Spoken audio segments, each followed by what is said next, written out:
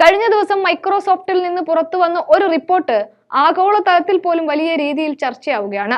റിപ്പോർട്ടിന്റെ പുറത്ത് വലിയ വിവാദങ്ങളും ഉടലെടുത്ത് കഴിഞ്ഞിട്ടുണ്ട്.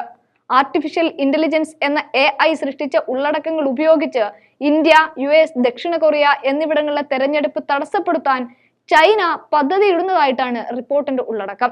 വിവര സാങ്കേതിക രംഗത്തെ കരുത്തരായ അമേരിക്കയെ പോലും വെല്ലുവിളിക്കാൻ പോകുന്ന രീതിയിലുള്ള നേട്ടങ്ങൾ കഴിഞ്ഞ ഒരു ദശാബ്ദകാലം കൊണ്ട് ചൈന സ്വന്തമാക്കിയിരുന്നു. ഈ നേട്ടത്തിന്റെ പുറത്ത് AI സാങ്കേതിക വിദ്യ കൂടി വലിയ വിപ്ലവം സൃഷ്ടിച്ചിരിക്കുകയാണ് ചൈന. ഇക്കഴിഞ്ഞ വെള്ളിയാഴ്ചയാണ് ഇത് സംബന്ധിച്ച റിപ്പോർട്ട് മൈക്രോസോഫ്റ്റ് പുറത്തുവിടുന്നത്.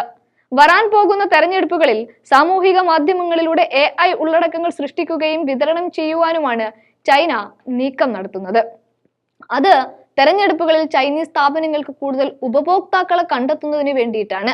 ഇത്തരം ചൈനീസ് AI ഉള്ളടക്കങ്ങൾ നിലവിലെ തെരഞ്ഞെടുപ്പ് ഫലങ്ങളിൽ വലിയ രീതിയിൽ ബാധിക്കാനുള്ള സാധ്യത കുറവാണെങ്കിലും ഭാവിയിൽ ഇത് കൂടുതൽ ഫലപ്രദമാകുമെന്നാണ് റിപ്പോർട്ടുകൾ സാക്ഷ്യപ്പെടുത്തുന്നത്.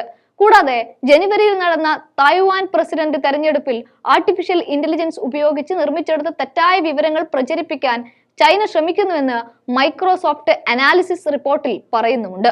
ഒരു വിദേശ തെരഞ്ഞെടുപ്പിനെ സ്വാധീനിക്കുന്നതിനായി AI സൃഷ്ടിച്ച ഉള്ളടക്കം മറ്റൊരു രാജ്യം ഉപയോഗിക്കുന്നത് സംബന്ധിച്ച ആദ്യത്തെ റിപ്പോർട്ടാണ് പുറത്തു വരുന്നത്.